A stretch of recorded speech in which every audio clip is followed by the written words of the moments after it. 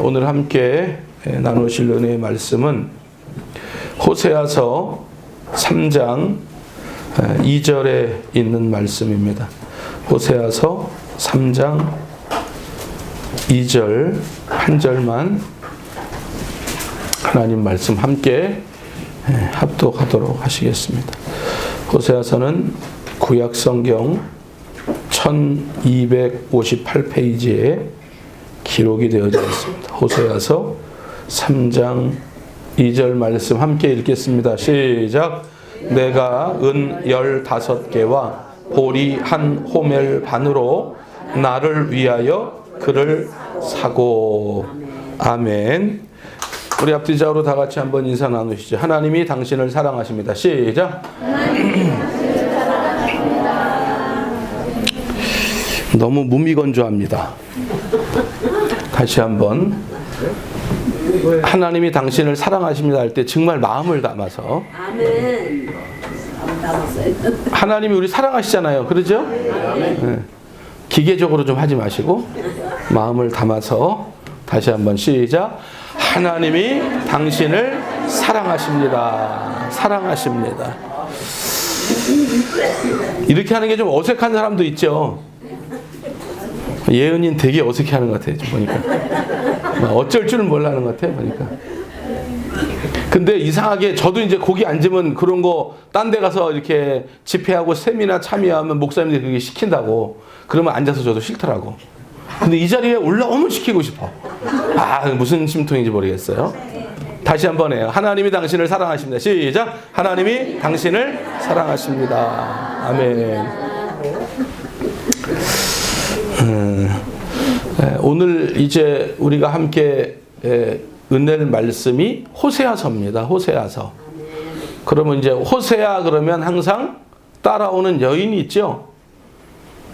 여인이 있죠. 호세아의 아내인 사람이죠. 아내. 이름이 뭘까요? 고멜입니다. 고멜. 지금 처음 듣는 얘기 아니잖아요. 이름은 안 돼요. 엔지야 이름은. 이름은 엔지야. 자, 호세아의 아내가 있죠. 이름이 뭘까요? 그렇죠. 조금 더 크게 해봐요. 다시. 나중에 편집해서 크게 얘기하는 것만 하세요. 자, 호세아의 아내가 있죠. 이름이 뭐예요? 고멜입니다. 아주 성경 지식이 대단하시네요.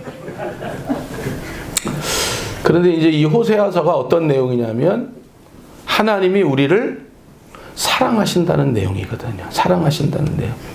이 호세아서 전체를 읽어보면 하나님, 이런 하나님 왜 계실까? 이런 생각이 들 정도로. 그러니까 꼭 이런 거예요. 흡사. 제가 아직 장가를 안 가고 제가 총각이에요. 응? 믿기지 않죠? 네. 사진을 딱 띄워놓는 건데, 총각 사진을 여기서 한번 딱 띄워놓는 건데.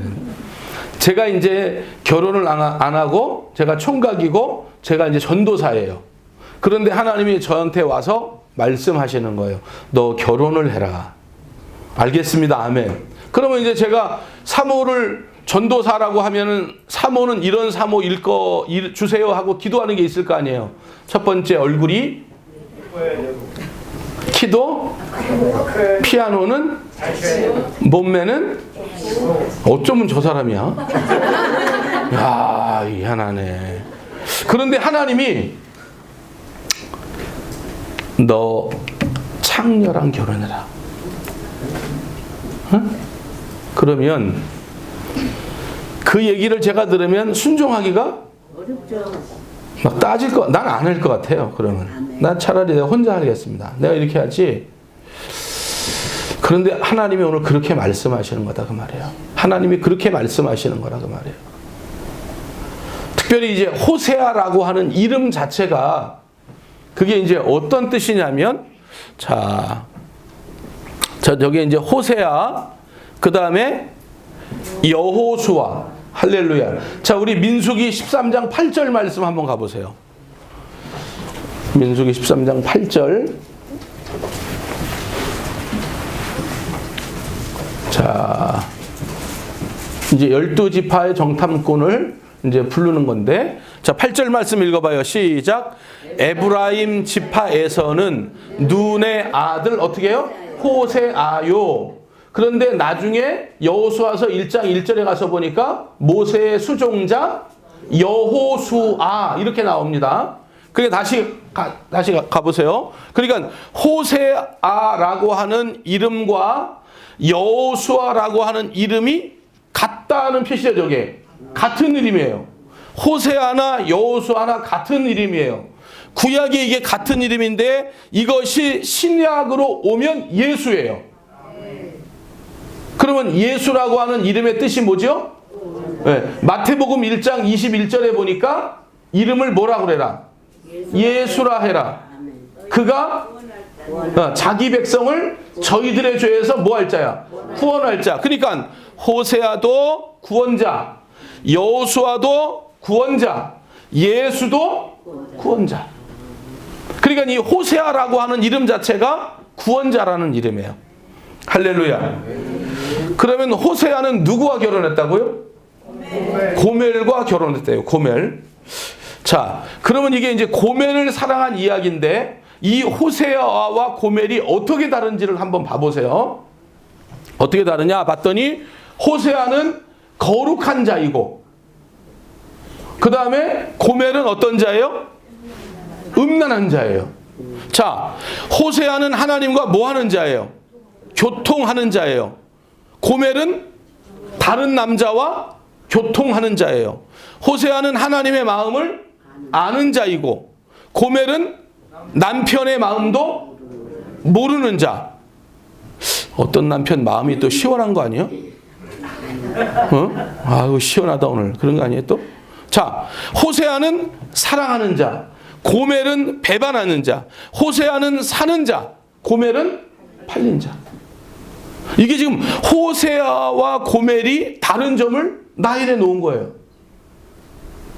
이 둘이 결혼할 수 있을까요?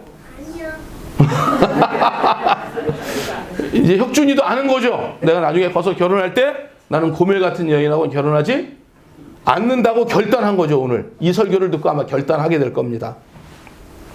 그러면 질문.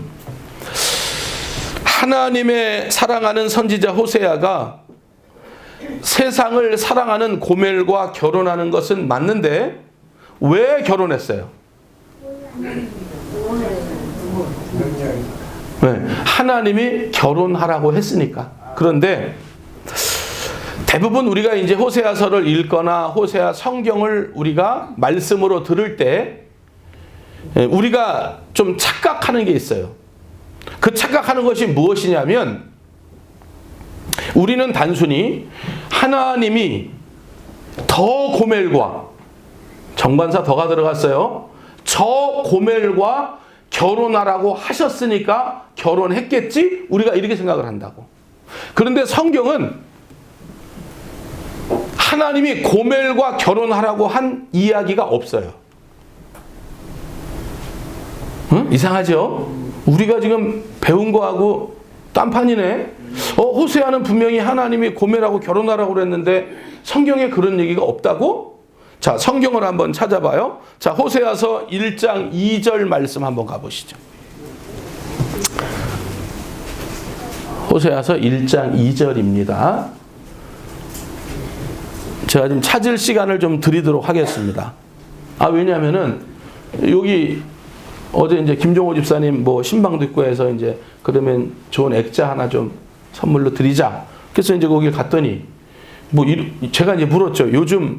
집사님 요즘 경기가 어때요? 여기 힘들죠? 너무 힘든 건 이루 말할 수가 없대요. 그냥 버티는 거래요 지금. 이 근처에 있는 중형교회가 좀 가서 여길 사주면 좋은데 대부분 젊은 이 부교육자들이 뭘 통해서 가냐면 여기를 안 가고 우리 같으면 여기를 가는데 여기를 안 가고 전부 인터넷으로 구매를 한다는 거예요. 장사가 안 된다는 거예요. 그러면서 하는 말씀이 여러 가지 얘기를 하는데 이런 얘기를 하는 거예요. 교회가 이렇게 스크린을 띄워놓으니까 성도들이 성경책도 가지고 다니지도 않고 성경을 아예 피지도 않고 읽지도 않는다네요. 그게 문제래요. 그래서 제가 거기서 회개를 했죠. 사실은 우리가 스크린도 띄웠지만 항상 성경을 찾아서 읽거든요. 요즘 이렇게 보면은 성경을 찾아서 이렇게 읽는 교회가 많이 없습니다. 그리고 저희 교회는 항상 어떤 본문이 정해지면 그 성경 구절 가지고 찾고 앞뒤 문맥 이렇게 해가지고 거의 한 20절 이상은 찾아서 우리가 읽는 것 같아요. 성경을. 그래서 이제 좀 찾는 시간을 드릴게요. 아시겠죠? 이게 덮어놓고 믿지 마시고 덮어놓고 믿으면 안 돼요. 성경은 웃어야 되는데 이게 참 조큰데 에이 수준이. 자 2절 말씀 시작. 여호와께서 처음 호세아에게 말씀하실 때 여호와께서 호세에게 이르시되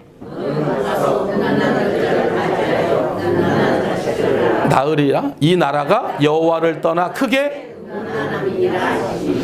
그러니까 2절에 고멜과 가서 결혼하는 얘기가 있어요 없어요? 없어요. 그냥 어떤 여자를?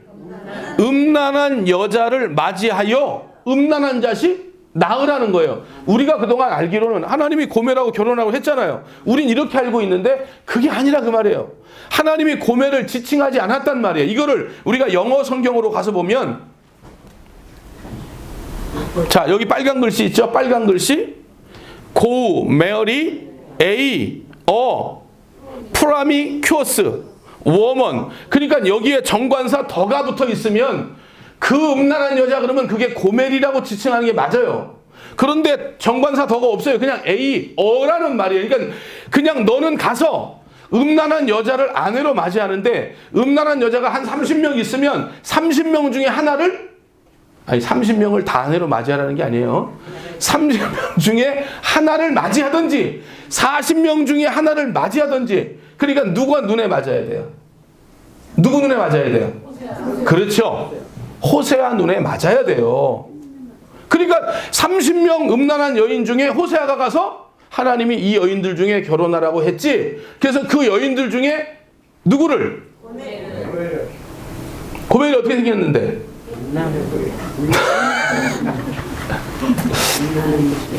아니 뭐 쭉쭉 빵빵했겠지 뭐. 아니 그렇게 여자들 중에 그러잖아요 여러분. 남녀가 만나서 결혼하는데 썸이 없겠어요? 아니 생각을 해보시라고. 남자가 여자를 만나서 결혼하는데 썸이 없겠냐고. 그러지 않아요? 들고 가다가 이렇게 따라라라라라. 아니 뭐 한 이 정도. 아니 그렇잖아요. 누군가 결혼하려면 어디 중매가 가당이나 해요. 옛날에 그랬죠. 네. 아니 그러니까 저한테 그렇단 말이야. 저한테 무슨 중매가 가당하겠냐. 저는 뭐예요 항상 이런 거죠. 이렇게 딱 부딪혀가지고 이런 거. 그러니까 호세가 그런 거다 그 말이에요. 그러니까 우리는 일방적으로 하나님이 이 여자야, 이 고멜 이 여자야 이렇게 알고 있었지만 그게 아니고 하나님이 음란한 여자 중에 한 여자를 아내로 맞이해라. 그러니까 가서 마음에 든 여자가 누구였다는 거예요? 그러니까 고멜을 사랑했다는 얘기죠. 그 많은 사람들 중에 그 한 여자를 골랐으니까. 왜 그렇게 하느냐? 자 다시 가서 보면 여호와를 떠나 이 나라가 어떻게 해요? 크게 음란함이기 때문이다. 그러니까 이 얘기는 뭐냐면 우리가 이제 음란 그러면 이제 이것이 성적 부도덕 뭐 상징하는 단어다 이렇게 생각할 수 있는데 그것도 맞는 거죠. 고멜이 부도덕한 여자예요 성적으로. 그런데 1차적으로 성경이 말하는 간음과 음란이라고 하는 뜻은 어떤 뜻이냐면 하나님 섬기지 않는 우상 숭배를 말하는 거예요. 하나님보다 더 사랑하는 것이 나에게 있다면 나는 지금 어떤 사람이야? 음란한 사람이야. 간음하고 있는 사람이야. 하나님보다 더 사랑하는 것이 나에게 있다. 그것이 돈이든 자식이든 사람이든 집이든 차든 그 어떤 거든지 내가 사랑하는 것이 있다면 나는 뭐한 사람이야 지금? 음란한 사람이다. 성경은 그 얘기를 하고 있는 거거든요. 호세아서 4장 11절 12절 한번 가서 보시죠. 주의 아버지, 감사합니다. 허리가. 자, 호세아서 4장 11절 12절. 자, 이때의 이스라엘 백성들의 모든 마음이 이렇다는 거예요. 11절 시작. 음행과 묵은 포도주와 새 포도주가 마음을. 그러니까 좀 새 포도주만 뽑았으면 어때요? 근데 뭐 음행한 거, 옛날 거, 뭐 지금 거, 우리 열왕기하 22장 이후로 읽어봤죠 성경? 솔로몬이 지었던, 솔로몬의 부인들이 가지고 왔던 우상들이, 요시아 왕이 언제 요시아 왕이에요? 20대 왕 중에 16대 왕인데 그때까지도 그 우상들이 거기에 그대로 세워져 있으니 이게 무슨 얘기예요 도대체? 자, 12절 말씀. 내 백성이 나무에게 묻고 그 막대기는 그들에게. 이게 말도 안 되지. 하나님을 섬기는 자들이 어떻게 나무에다가 비나이다 뭐냐고 이게 지금. 그리고 그 막대기, 그 죽은 것이 무슨 뭘 응답을 하냐 그 말이죠. 이는 그들이 음란한 마음에 미혹되어 하나님을 버리고 음행하였음이니라. 13절. 그들이 산 꼭대기에서 제사를 드리며 작은 산 위에서 분향하되 참나무와 버드나무와 아래에서 하니 이는 그 나무 그늘이 좋음이라. 이러므로 너희 딸들은 음행하며 너희 며느리들은 간음을. 그러니까 온통 북이스라엘 나라가 다 간음으로, 음란으로, 우상숭배로, 하나님보다 더 사랑하는 것들로 이 나무 저 나무 찾아다니고 이 골짝 저 골짝 찾아다니고 여기에 이상한 바위가 있으면 저기에 무슨 강이 있으면 여기에 바다가 있으면 거기에 가서 계속해서 그것이 신이라고 피는 것이다 그 말이에요.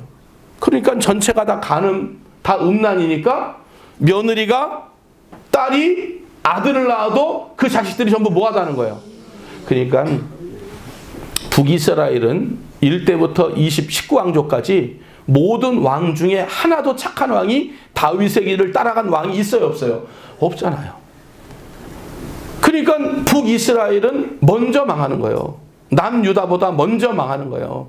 722년 아수르에 의해서 멸망하는 거예요. 586년에 남유다도 바벨론에 의해 멸망했지만 먼저 멸망하는 거다 그 말이죠. 그러니까 이런 간음 중에 하나님이 고멜이라고 하는 한 여인을 특정해서 이렇게 찍어서 말한 것이 아니고, 당시 그 시대 자체가 북이스라엘의 영적으로 아주 대부분 음란하고 하나님을 제대로 섬기는 사람이 아무도 없었다고 하는 거예요. 그런 사람들이 난 자식도 우상숭배하는 자식들이었다는 거죠. 그러니까 하나님이 특별히 호세아의 결혼 생활을 불행하게 만들었다기보다는 당시 대부분 하나님을 사랑하지 않는 세상을 사랑하는 여인 중에 한 여인을 택하라 할 때에 이 호세아가 누가 마음에 들었어요? 고멜이 마음에 들었어요. 그러니까 하나님이 순결한 한 남자 인생을 망친 게 아니고 이 여인 중에 결혼해라 하니까 호세아가 제일 마음에 든 여인 누구? 고멜을 찍어서. 아니, 하나님이 아무리 결혼하라고 그러긴 하겠어요. 그래도 뭐 연애 과정에 뭐 썸이라도 있었겠죠. 중요한 것은 뭐냐? 호세아가 분명히 고멜을 택했다고 하는 얘기. 그래서 그 고멜에게 청혼을 통해서 결혼이 이루어졌다는 거죠. 이 고멜이요, 아이 셋을 낳잖아요. 아이 셋을, 물론 나중에 이제 찾아보겠습니다만은, 자, 우리 호세아 3장 1절 말씀 한번 읽어보시죠. 3장 1절 말씀.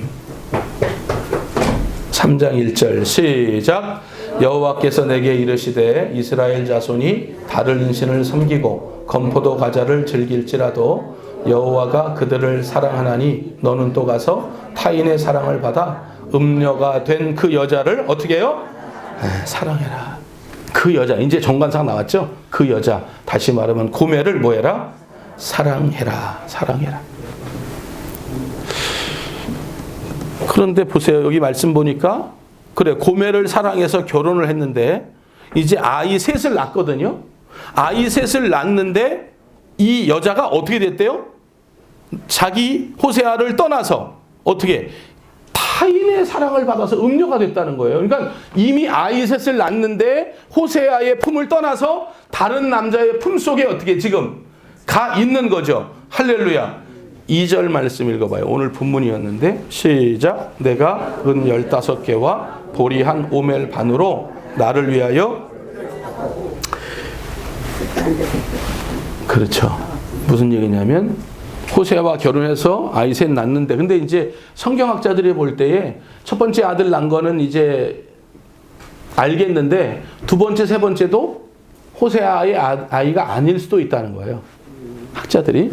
그러니까 어찌됐건 셋의 아이를 낳고 호세아를 떠나서 다른 남자 품에 갔는데 그 다른 남자 품에 지금 있는 것도 아니고 지금 사례매요. 그러니까 이 여인이 지금 어떤 거냐면 그 여인에게도 잊지 못하고 나와서 지금 어떤 그 노예 시장 같은데 여인들을 사고 파는 거기에 지금 이 여자가 거기 어떻게 되었다는 거예요? 들어가 있다는 거예요.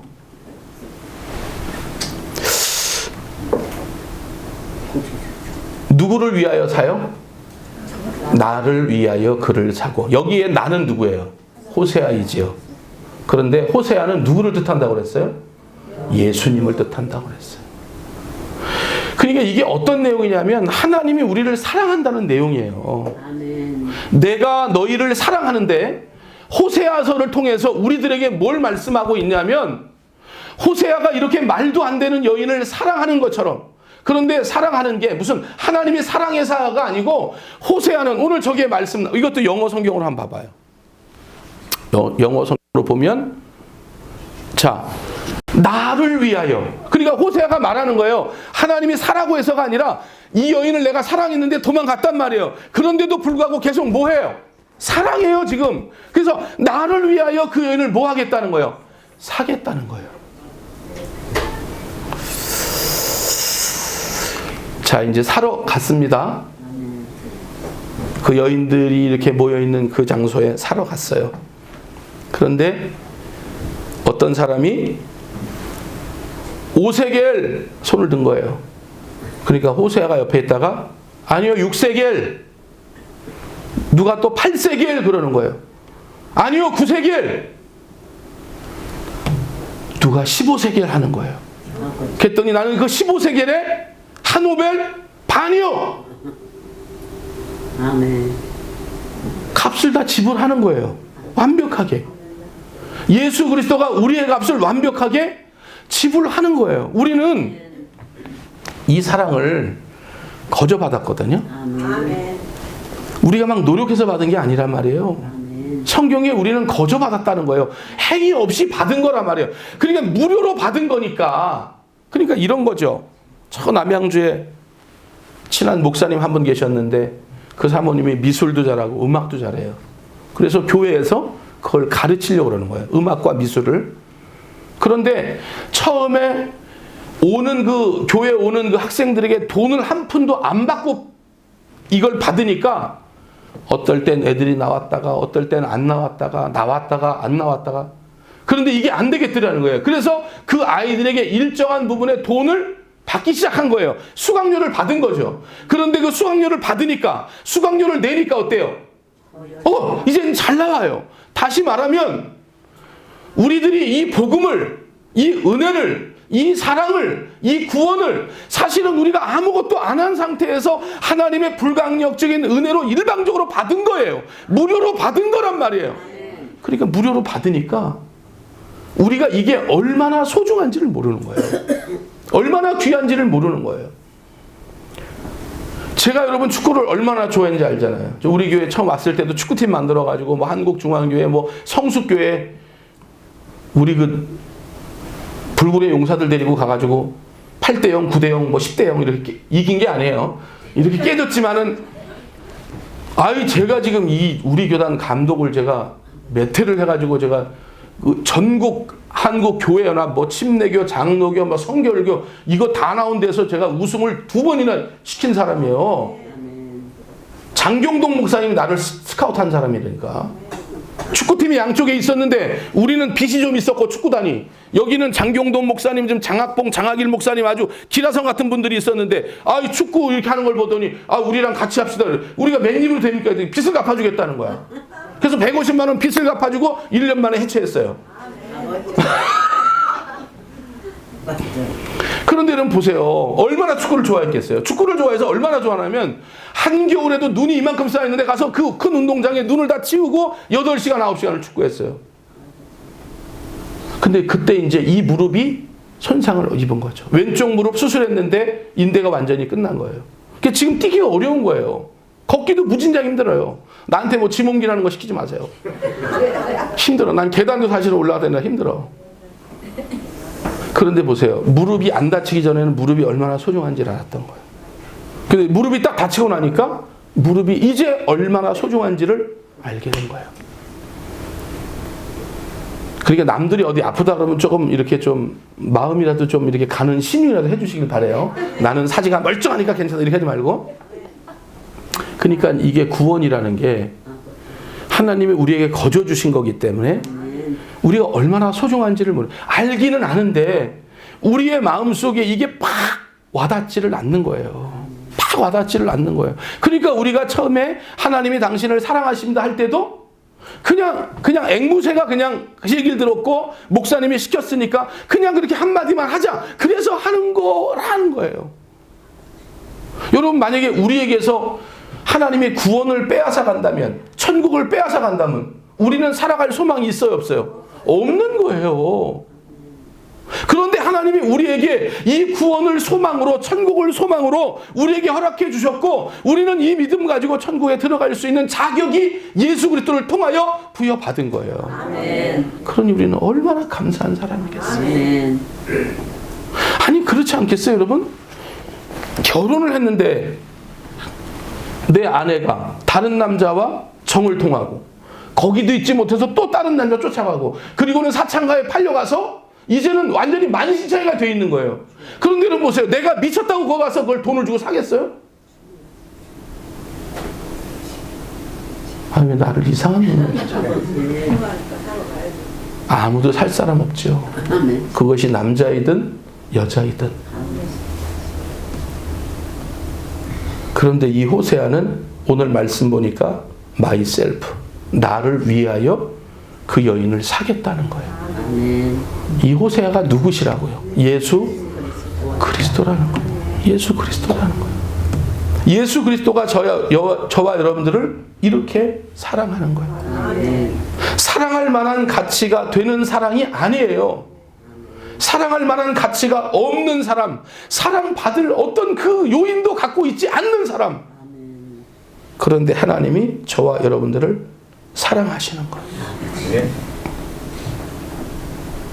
하나님을 사랑하지도 않고 하나님을 날마다 떠나고 날마다 주님 사랑한다고 말은 하면서 뒤로는 세상을 더 사랑하고 그런데 하나님은 우리를 바보같이 사랑하세요. 뭐같이 사랑하세요? 바보같이. 그런데 마침 강명식이라고 하는 CCM 가수가 고멜의 노래를 만든 거예요. 그런데 그 가사에도 보니까 뭐라고 말하냐면 이 호세아를 바보 호세아래요.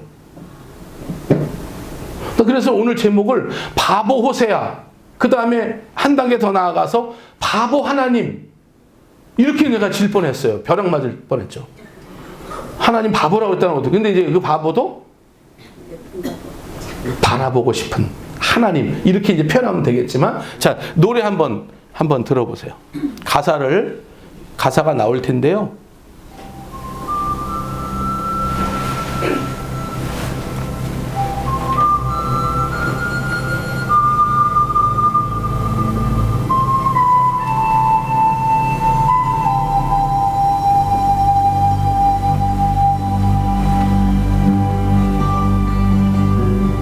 원래는 마이클 카드라는 사람이 한 곡이에요. 영어 버전을 나와 있는데요.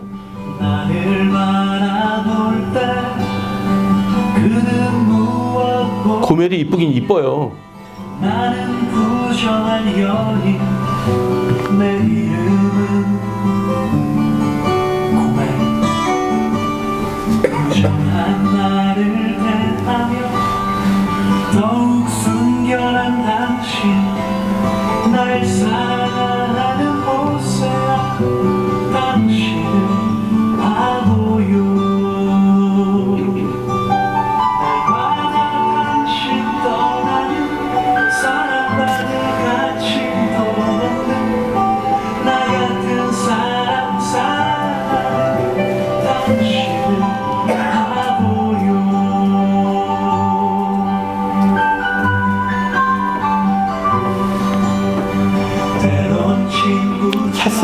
탔어. 때론 아비처럼 그 따뜻한 사랑의 미소로 날 이해해주네. 모든 건 아낌없이 내게 주신 당신, 날 사랑하는 호세아, 당신은 바보요. 날마다 당신 떠나는 사랑만을 가지도 없는 나 같은 사람 사랑하는 당신은 바보요. 끝없이 용서하는 한없는 당신의 사랑, 당신이 떠날 때마다 나를 찾아와 다시 부어주시는 당신.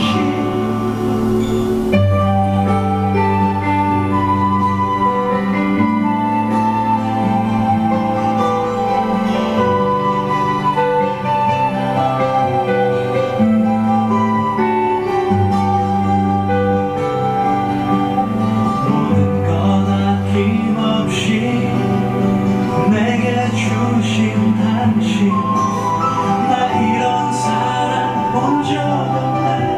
당신은 바보요. 그 모든 건 아낌없이 내게 주신 당신, 나 이런 사랑 본 적 없네. 당신은 바보요. 아멘. 3장 1절을 다시 한번 읽어보세요. 호세아서 3장 1절입니다. 3장 1절입니다. 시작.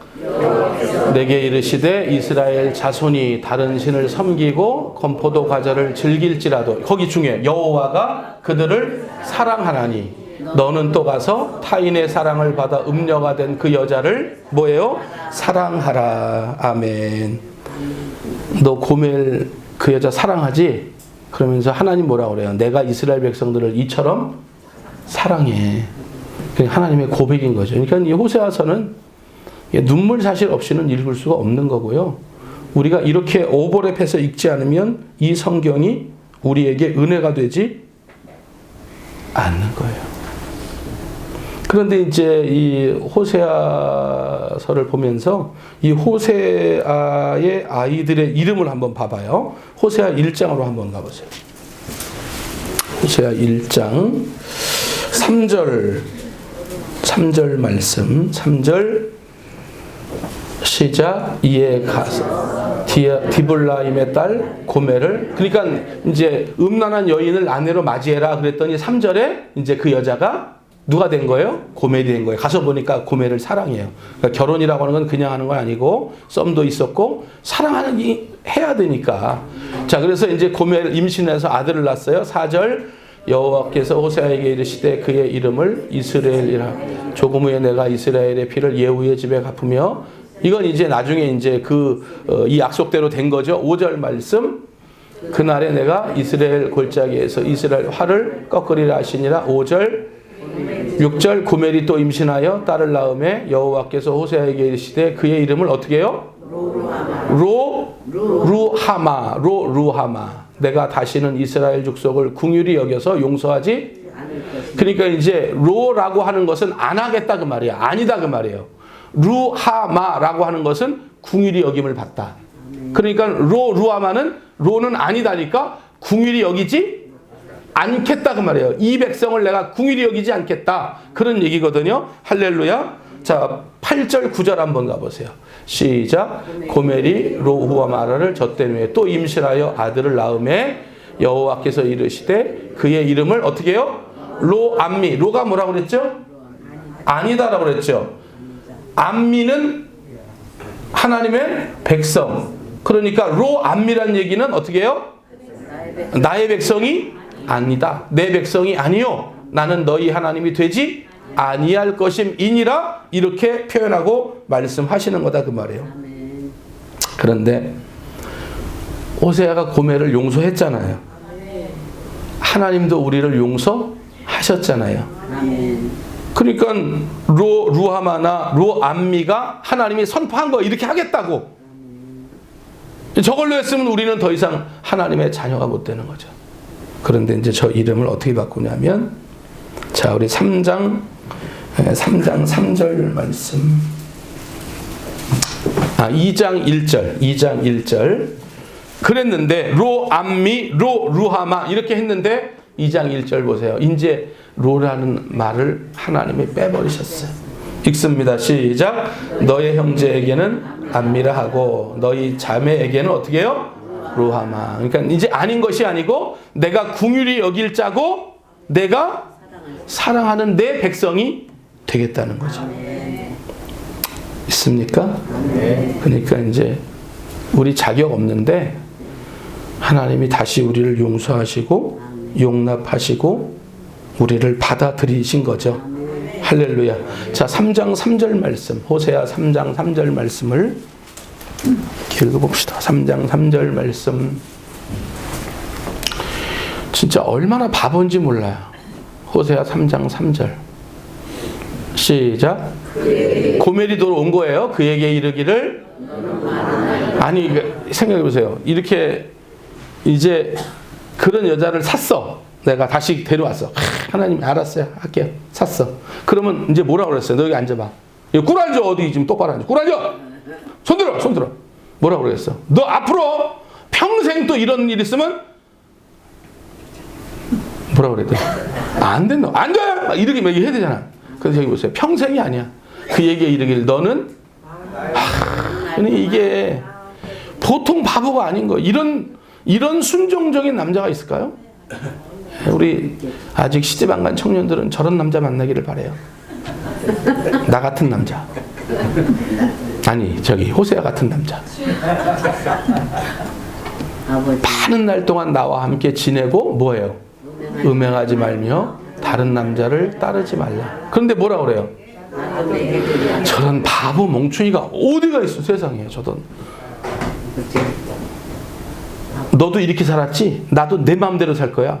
얼마든지 오늘날 시대에 이렇게 말할 수 있잖아.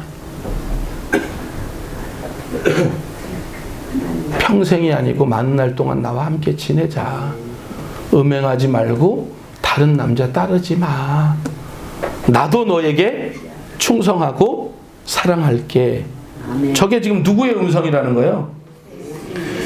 그래요. 저게 바로 하나님의 음성이라는 거예요. 예수님의 음성이라는 거예요. 자, 히브리서 8장 10절 말씀. 예레미야서 31장 33절을 히브리 기자가 그대로 가지고 와서 말씀하시는 건데요.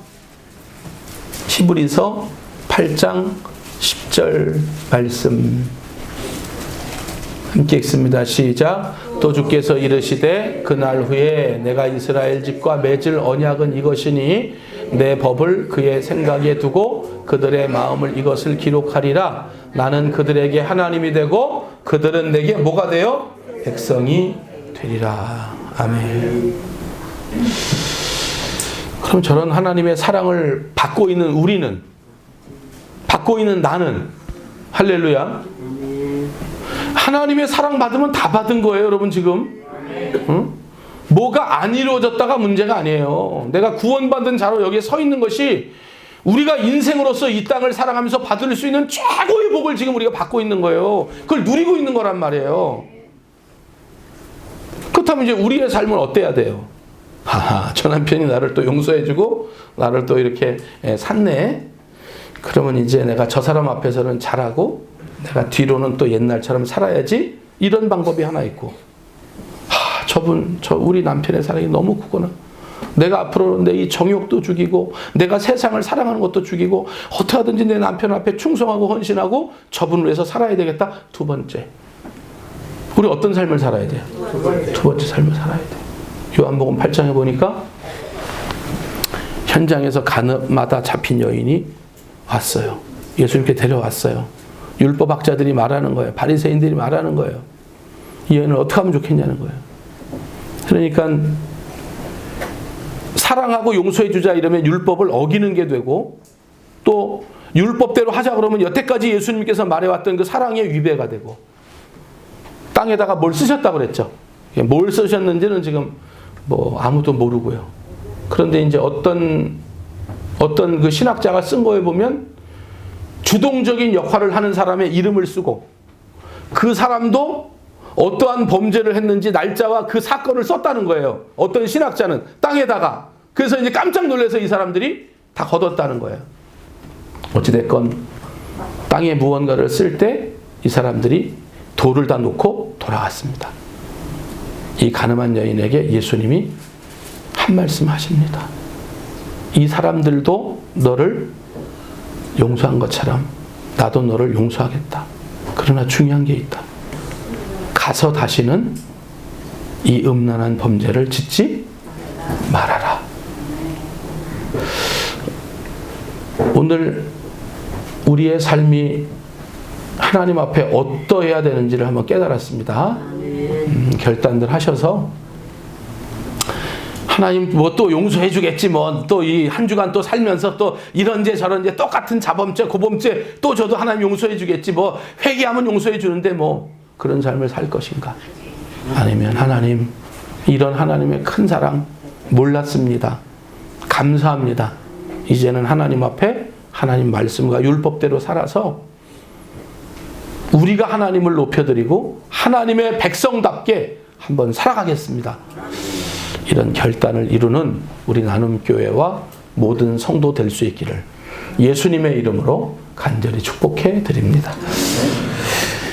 너무도 귀하고 복된 하나님의 큰 은혜 받게 하신 거 감사합니다. 베다니의 3남매 가정을, 이 가정이 뭐 잘한 것이 없는데 본래 그 가정을 사랑하셨던 것처럼 만세전에 이곳에 있는 우리들이 이 땅에 오기 전에 무엇을 하나님께 하기 전에 우리를 먼저 사랑하시고 우리에게 은혜를 베풀어 주신 거 감사합니다. 이런 하나님의 큰 사랑을 받고 사는데 우리는 이 땅에서 사소한 것 안 된다고 볼멘소리하고 원망하고 하나님 불평했던 것 용서하여 주시고, 특별히 하나님보다 더 사랑하는 것들로 우리의 삶의 곳곳에 배치되어져 있는 우상들, 드라빔들 이제 하나님 다 깨부술 수 있도록 우리 주님께서 인도해 주시고, 우리의 삶에 주의 은혜를 통하여 하나님의 자녀임을 찬양하며 감사하며 살아가는 우리 모두가 되게 하여 주시옵소서. 주님께서 우리에게 큰 은혜 주신 거 감사드리며 예수님의 이름으로 간절히 기도하옵나이다. 아멘. 읽어보죠. 마태복음 16장 16절을 한번 읽어보시죠.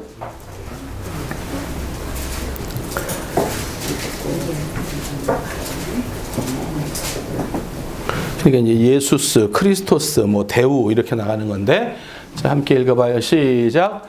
시몬 베드로가 대답하여 이르시되 주는 그리스도시요 살아계신 하나님의 아들이십니다. 그 뜻이에요.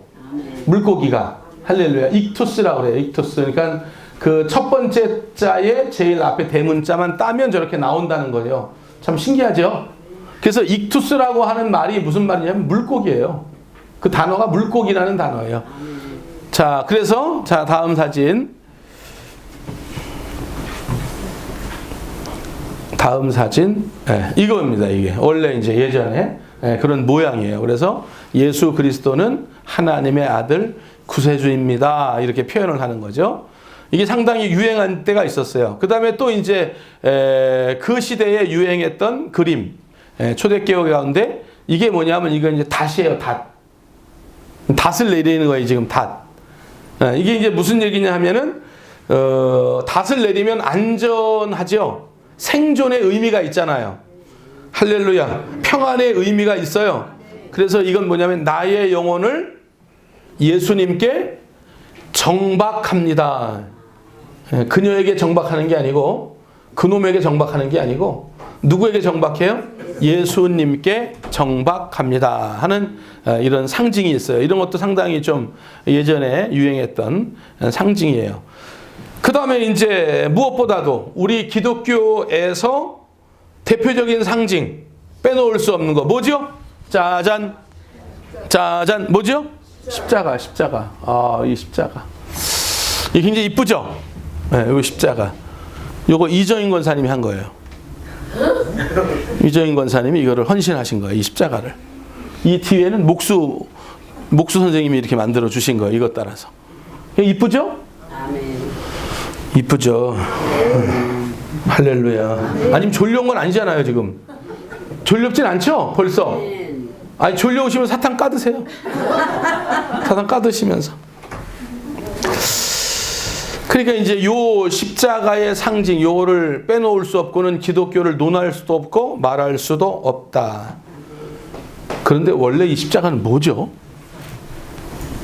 예수님이 여기 달려서 돌아가셨기 때문에 이거 우리가 지금 뭐 액세서리나 이렇게 뭐 목걸이로나 이렇게 자랑하면서 달고 다니지만 뭐예요 이게 원래?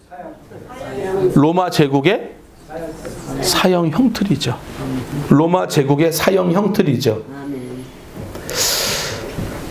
그런데 이제 이것이 예수님께서 십자가상에서 여기에 달려 돌아가시면서 이게 이제 박해와 고난의 상징이 되었는데, 그러나 그 이후에 AD 313년에 콘스탄틴 대제가 밀라노 칙령을 통해서 예수 그리스도를 로마의 국교로 만들어 버렸어요.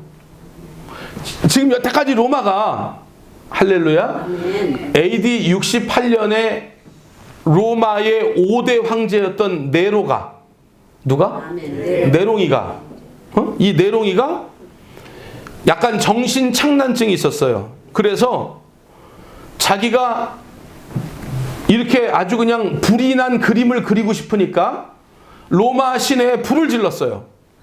그래가지고 로마가 막 쑥대밭이 됐어요. 그런데 이 사람은 로마 항공에 혼자 올라가서 캠퍼스화를 열고 그것 따라 그림을 그리는 거예요. 너무 좋은 거예요. 그런데 이 일 이후에 수많은 로마의 시민들이 네로 황제를 향해서 의심하고 소요가 일어날 것 같아요. 그러니까 어떻게 했냐면 그 당시에 희한하게 하나님이 10가지 재앙을 내릴 때에도 이스라엘 백성들이 있었던 고센 땅에는 뭐 우박이나 팔이나 이런 재앙이 없었던 것처럼 희한하게 로마 제국 안에 불이 났는데 기독교인들이 사는 지역에는 불이 안 붙는 거예요. 글쎄 이게 이제 아멘을 해야 될지 모르겠는데 그게 하여튼 그렇게 된 거예요. 그러니까 딱 아이디어를 내가지고 이 불을 누가 냈다? 기독교인들이 불을 냈다고 몰아붙이고 그 다음부터는 이 로마에 있는 기독교인들을 박해하기 시작하는 거예요. 그래서 그 콜레소렘 경기장 안에 기독교인들을 풀어놓고 며칠씩 굶기는 사자나 호랑이를 풀어놓아서 사람들은 도망다니고 사자나 호랑이는 쫓아다니면서 그걸 막 거기서 뜯어먹고, 그 다음에 어둠을 밝힌다고 로마 시내 곳곳에 기둥들을 세워놓고 거기에 인간 기독교인들을 묶어놓고 거기에 불을 붙여서 사람들을 태워서 그 로마 시내를 밝게 하고, 그러니까 가장 박해가 그 네로 때 있었던 거예요. 그러니까 그때는 감히 이 기독교라고 하는 말도 못하고 또 십자가라고 하는 건 아주 고난의 상징이었고 아주 그런 뭐 죽을 죄인들이 지는 거고 이랬는데 313년에 그렇게 박해하던 로마가 어떻게 했냐면 우리의 국교는 이제 뭐다? 기독교다. 이렇게 공인을 해버린, 이제는 숨어서 예배드릴 필요가, 도망다니면서 예배드릴 필요가, 동굴에 들어가서 예배드릴 필요가, 무덤 속에 예배드릴 필요가 없어요. 이제는 어떻게 하느냐? 교회를 져줘요. 이제는 황제가 기독교를 공인했으니까 이제는 지역마다 교회를 지어주는데 어떤 교회를 지어줘요? 큰 교회를 지어줘요. 조그만 교회를 지어주는 게 아니에요. 옛날에 막 숨어서 가정별로 예배를 드렸는데 이제는 숨어서 가정별로 예배 드릴 필요가 없어요.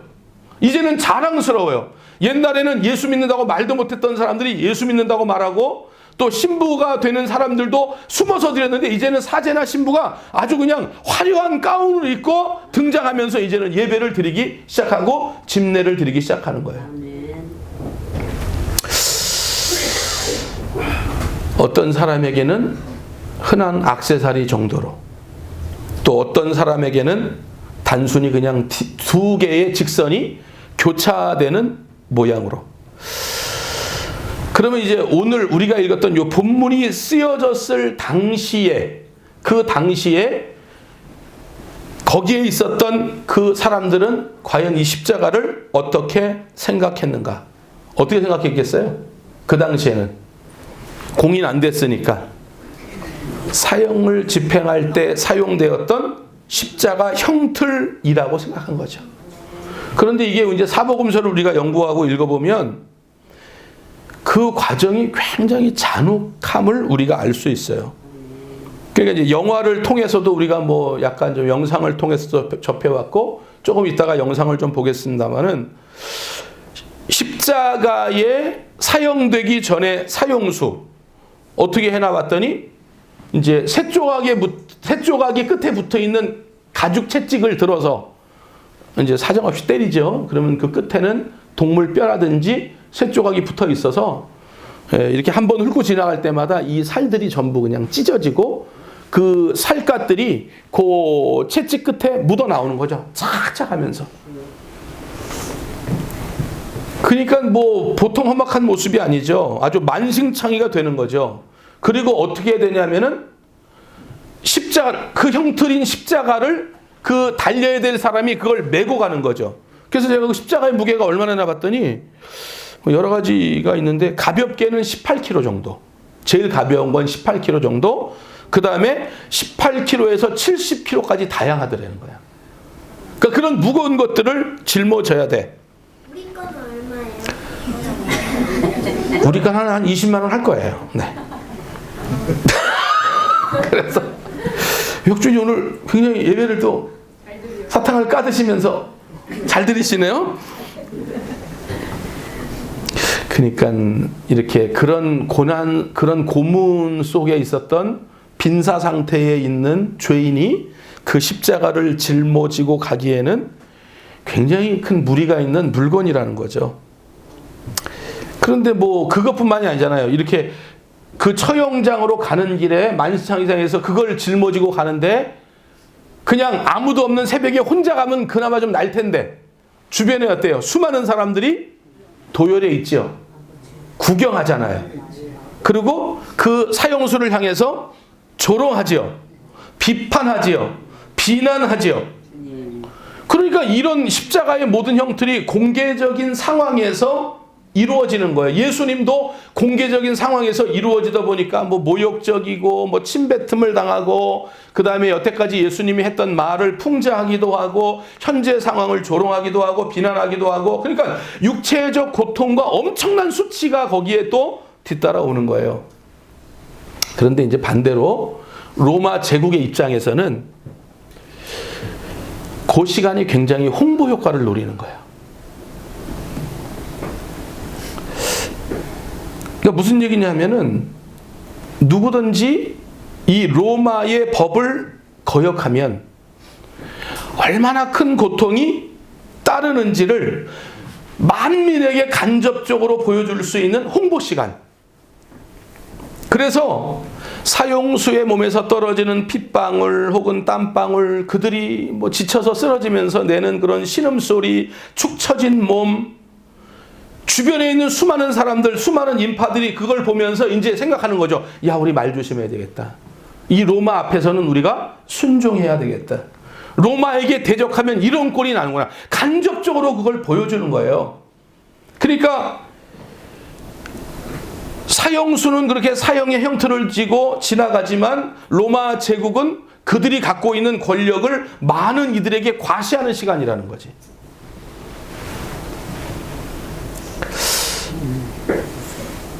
그런데 이제 로마 곁에 그 채찍을 들었고, 로마 곁에서 그 예수님 곁에서 계속해서 일어나 막 뭐 독려하고 비난하고 그러면서 예수님을 향해서 옆에 있었던 로마 군인들, 이 죄인들에게는 사명이 있는 거예요.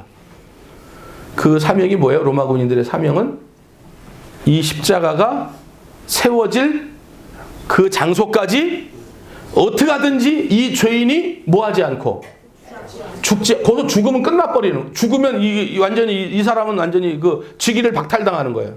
그러니까 온갖 고난을 다 주면서도 이 로마 병정들이 해야 될 일은 뭐냐면 마지막 클라이막스가 있는 거야. 어떻게든지 이 사람을 저 골고다까지 끌고 가서 거기에 십자가에 매달고 이제 그렇게 해야 이것이 완전하게 끝나.